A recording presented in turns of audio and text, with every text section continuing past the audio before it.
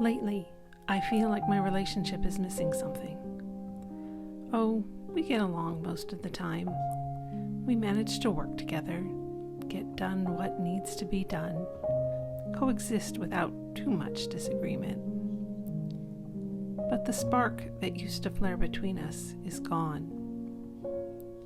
So I bought something today that I hope will give us a reason to spend more time in one another's company. Not just for the work we have to do, but to rediscover all the fun times we used to have, the magic we used to create together. I'm talking, of course, about my relationship with writing. As a professional writer and editor, I've made my living with words for 25 years. But most of the time, those words were written for someone else. Work for hire, magazines, content marketing, website copy, newsletters, and solicitation emails. Even when the work allows me to flex my creativity a little, it still isn't work that is coming from within the chambers of my own heart. I write for a brand, not for me. As the years go by, I found it harder and harder to reach those places in my heart.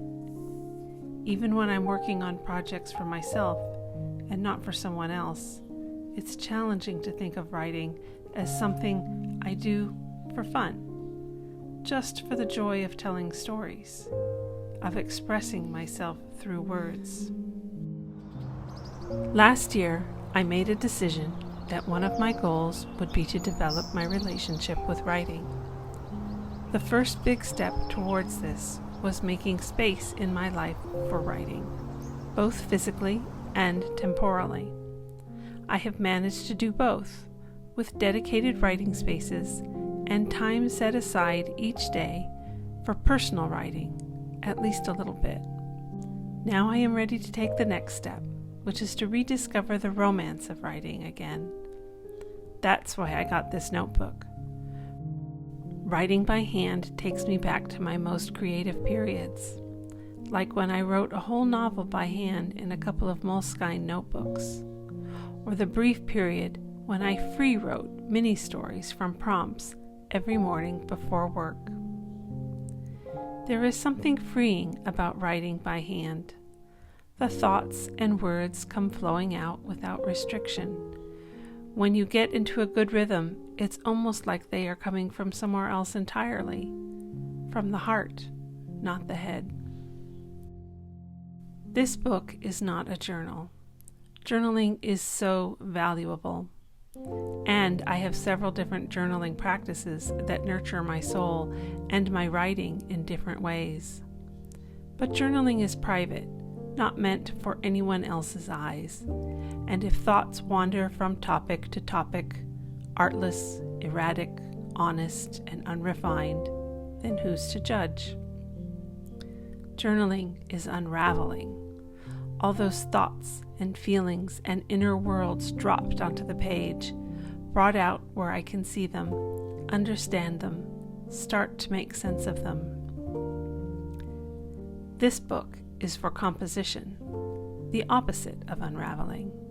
It's for picking up all those unraveled bits and weaving them into something purposeful. It might be a story. It might be an essay. It might be scripts for videos. The first draft I wrote in this book is the script for this video. All the things that require purpose and consciousness and deliberation as I try to make words say the things I want to say. I want a book for it so that, writing by hand, I can tap into that heart space that has felt so far out of reach for much too long.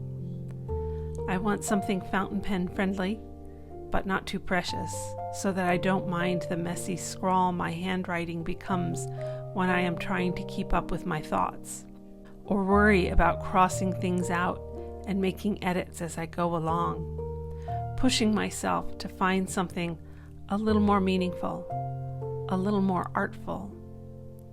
And it needs to be sturdy, a thick plastic cover that will withstand the rough world when I take it places. Because I do want to take it places. I want to take it on dates, go on long walks holding hands, tell it how much I love it beneath the light of the full moon, as it helps me to remember what it feels like to be in love, passionately, desperately, wildly in love with my writing.